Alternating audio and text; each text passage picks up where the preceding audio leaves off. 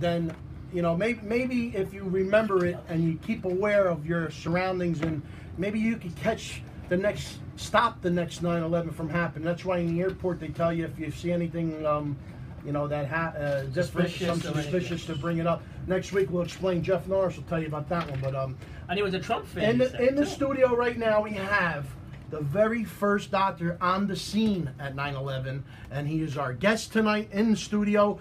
We thank him for coming in. Unbelievable history and unbelievable story he has to tell us. He gave us his book, but we want to introduce him as Dr. Emil Chen. From New York? From New York. Okay. And you work for a specific hospital, or you just move around? I own Park Avenue LASIK, which is the only non-cutting laser center in the country. So we do laser vision correction, but it's like LASIK instead of LASIK, so it's safer. That's why we've done a lot of cops and firefighters, because they're concerned about trauma or debris in their eyes, so they're doing like LASIK instead of LASIK. Okay.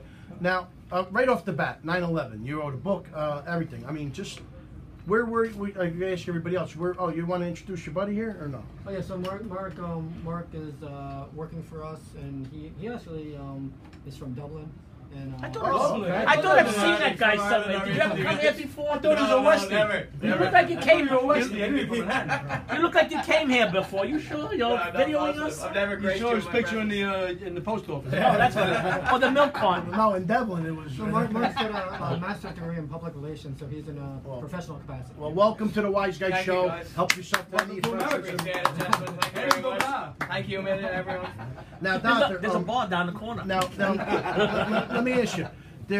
There's a lot of people I ask, and a lot of us had all different jobs. I was a fireman. Billy, I don't know, he was a truck driver. James was still doing magic in McDonald's for people's children's birthdays, and he was in kindergarten. Where were you in 9/11, and where did it all take place for you? Well, I was actually I first got involved. I was doing my internship at St. Vincent's Hospital in the village when the towers got attacked the first time. So I guess a lot of people don't remember the first bombing, and you mentioned that. So we were doing work in the hospital, and they had all the doctors not go home because they were taking in, you know, so many people. Right. But that was like, you know, 10 years before. So it took maybe like 5 or 6 hours for the victims to get from World Trade Center up to St. Vincent's, which is not far. It's like 2 miles. So when I lived in Greenwich Village, so when I saw the first tower get hit, we're all just outside looking at the thing, and I said, hey, instead of waiting in the hospital for 6-7 hours, let me just go downtown and see if I can help at the scene. So that's what happened. So I put on my rollerblades and went down there because there was no wow. Boots on the ground, rollerblades on the ground. Well, because there was no way to get down there. Yeah, no, that's smart. That was smart. Yeah, because all the transportation. Did you know how to rollerblade? Yeah, but it was then it was interesting. You learned real fast. No, but you get within like 10 blocks and you couldn't do it because the debris started to be like ankle high, knee high. Wow. Yeah. So I was there very early. You had the whole day? Yeah, I was there for like a week actually. So I headed down. Camped out? Well, I would come home and stuff like that, but I head down when the first guy. You live in the city? Yeah. Greenwich Village. What's your address and your phone? No, I'm like kidding. No, but seriously, when you got there, like, what do you start? Well, see, I went down there on my own, and then I met up with some doctors and EMTs who had the same idea, so we're kind of heading down. And then you have to understand there was no cell phone reception because it was all right. Towers gone. So, and then we were trying to find the first tower because we wanted to help out. We couldn't find it, and we're from New York, so we thought we knew where it was. But you know, to find that, you kind of look up and you look for it, right? So we couldn't find it. We're going around, and finally, I remember one of the EMTs. He said, hey, I think maybe this is where the tower used to be. And we're like, what do you mean used to be? It's crazy. He's like, maybe the tower came down. And we said, because we didn't know, because we're not watching CNN. You could be like in California, you would know better than we knew what was going on.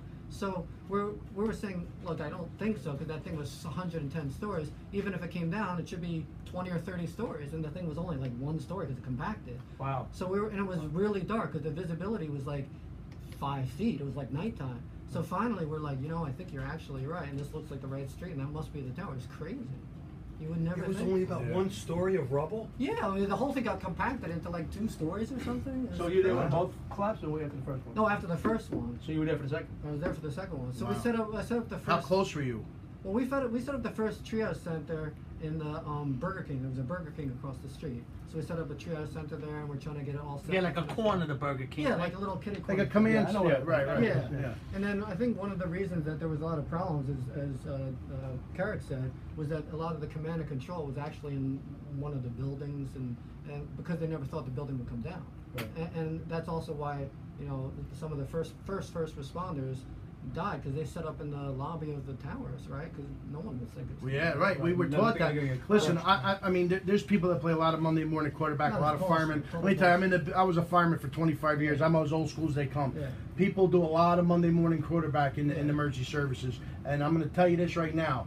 We were strictly taught that those buildings were meant not to come down. Right. And what the trick was, the jet fuel burned at a certain degrees, Right. and where the steel burns at a different degrees, Right. which made the steel expand in order for that to come down. Right. But we were taught, and even Carrot confirmed that even the New York City Fire Department didn't think that was coming down. So we thought that was.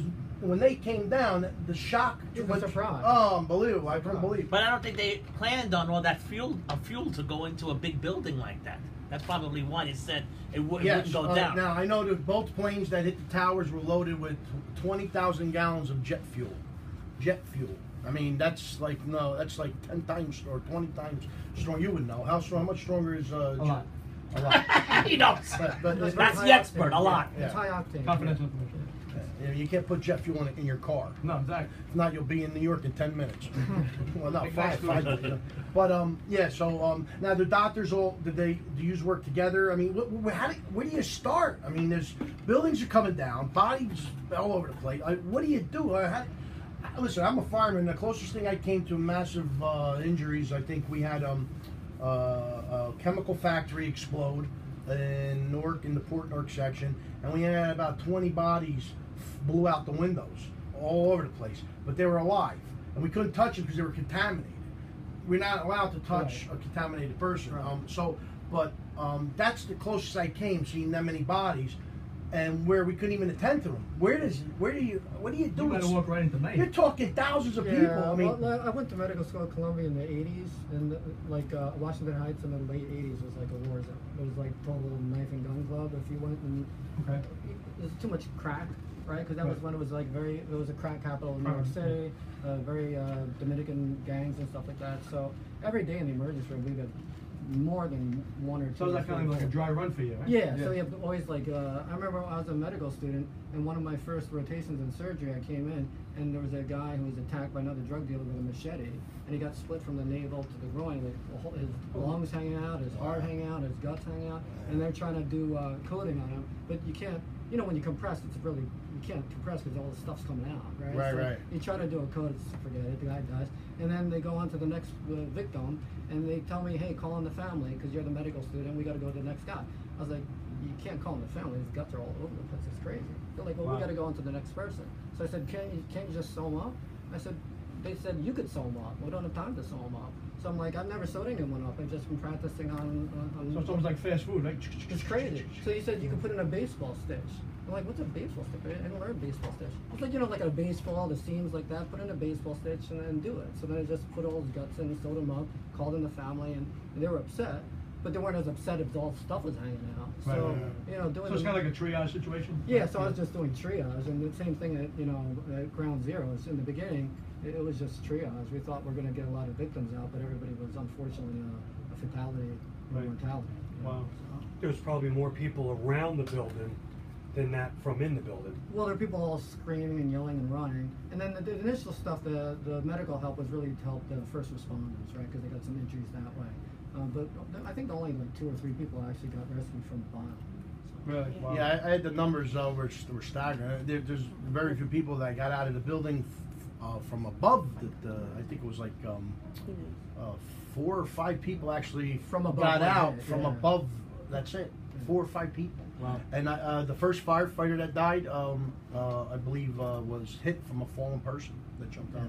And my cousin was the last person. Her cousin was the last person they found that in night. the rubble. Wow. I mean, it was all broken bones and everything like that, but he's known as the 9/11 surfer. How's what he a now? story! What a story that is. He deals with it. He But deals with it. hard. It's not easy to get him to call in. When you go through, listen, what was it, the 40th floor? 64. You come down the beam on the 40th floor to a World Trade Center when it collapsed and broke all your bones. Oh, that And guy it- just surfed on his way down. Yeah, He I mean, because he was an engineer for the building for the Port Authority, so knew the only spot he had to chout at was by that one area of the building, and it so happened that he was smart enough to figure it out, and when it came down, he wrote 40 stories. That's great. Wow. 40 stories, Amazing, and huh? broke all his bones, and let me tell you something, I mean, to think about it, like, I wouldn't want to talk about that either. I think I'd be... Have a heart attack right now. No, I'd probably be a monk right now in the castle somewhere like where I'm just like in silence. I wouldn't want to know nothing. But the Well, I hope he's experience. all right. Yes. Yeah. Thank God he's right. Thank God he's Yeah. good. You know what I'm saying? Everybody at the time. One of the miracles. Yeah. So what did you really learn from 9/11 and the catastrophe as such? Well, as a physician and a surgeon, you learn how to block things out, obviously. So that's why I was functional down there.